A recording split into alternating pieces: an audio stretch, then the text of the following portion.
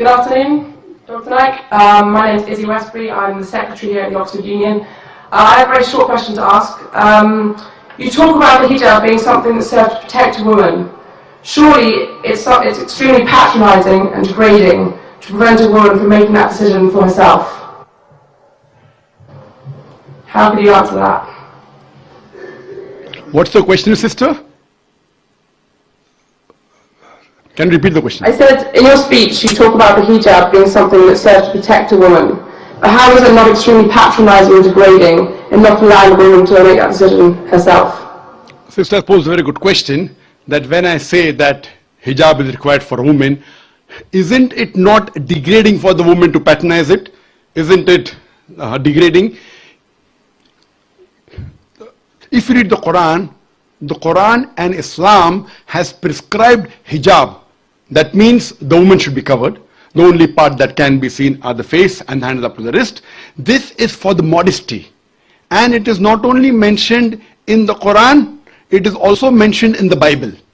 If you read the Bible, in the 1 Timothy, chapter number 2, verse number 9, it says that women should be dressed up with shamefacedness. They should be dressed up with sobriety and should not wear braided hair or of gold or pearls.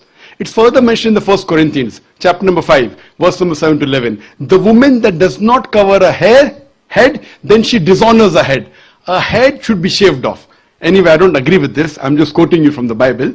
Same way, if you go to the Vedas, it says that the woman should cover the head. So all the religious scriptures, they talk about the woman covering their head. It is for modesty.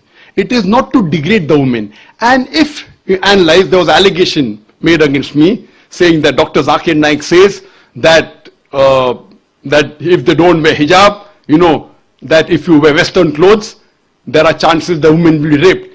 It is a misquotation again.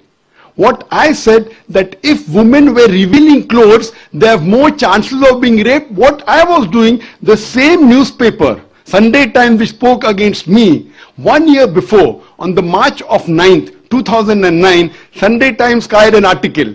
In Britain, 1 out of 7 feel that the women who wear sexy revealing clothes, she should be hit. I'm sorry, I don't agree with it.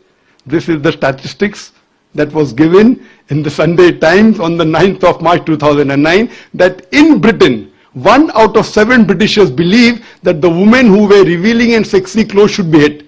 I disagree with this. Furthermore, one more article came in 2005 in the same newspaper, Sunday Times. It said that 26% of the Britishers, they feel that wearing revealing clothes is partially or totally responsible for the rape. So what I say, that the more modest you are dressed up, you are respected more. So Islam has prescribed the modest hijab for the woman, not to degrade her but to uplift her. I do agree there may be cultural differences. Islam cannot force anyone to adopt it. There are cultural differences. For example, I'll give you an example.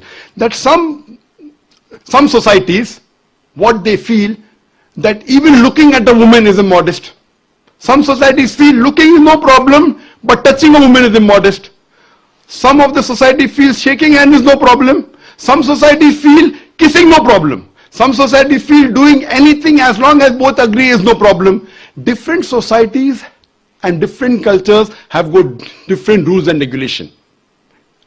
When I went to America, while I was giving a talk, one of the Americans told me, "You Eastern women, you are immodest." I was shocked. So I said, "Why do you call Eastern women immodest?" He told me, "You Eastern women, you expose your belly."